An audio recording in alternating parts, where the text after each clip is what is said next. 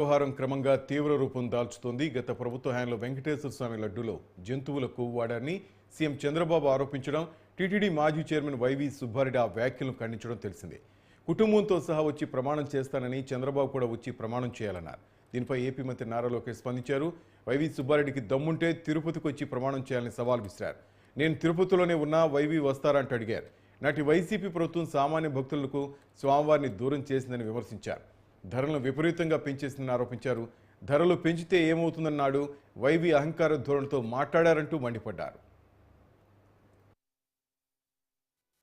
ఇప్పుడు సిద్ధమా? నేను ఇక్కడనే ఉన్నా.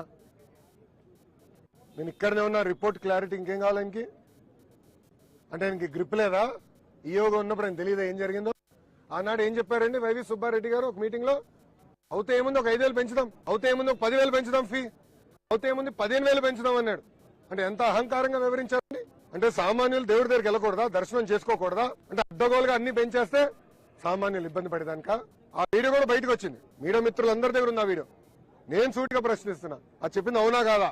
ఎస్, నేను తిరుపతిలో ఉన్నా, రండి, నేను ప్రమాణం చేశాను, నేను సిద్ధంగా ఉన్నా, దాంట్లో ఎలాంటి సందేహం లేదు. రిపోర్ట్లు వచ్చిన తర్వాత ఎందుకు భయపడాలండి? చాలా క్లారిటీగా ఉంది. వైవి సుబ్బారెడ్డి గారు కూడా నేను సూటిగా ప్రశ్నిస్తున్నా.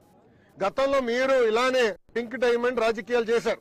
ఆనాడు ప్రత్యేకంగా నా పైన, మా ముఖ్యమంత్రి చంద్రబాబు నాయుడు గారి పైన ఆరోపణలు చేశారు. దేవుడు పింక్ డైమండ్ ఏదో దొంగలిచ్చామని. ఏమైంది స్వామి అది? 5 సంవత్సరాలు మీరు ఏం పీకారని అడుగుతున్నా. అంటే రాజకీయం చేస్తాం తప్ప పవిత్రత కాపాడుతాం మీకు తెలీదా అని సూటిగా వైవి సుబ్బారెడ్డిని నేను ఈరోజు ప్రశ్నిస్తున్నాను. మీరు ఆధారాలు చూపిస్తుంటే భూమన కరుణాకర్ రెడ్డి మాత్రం చంద్రబాబు గారి మీద విమర్శలు చేస్తున్నారు.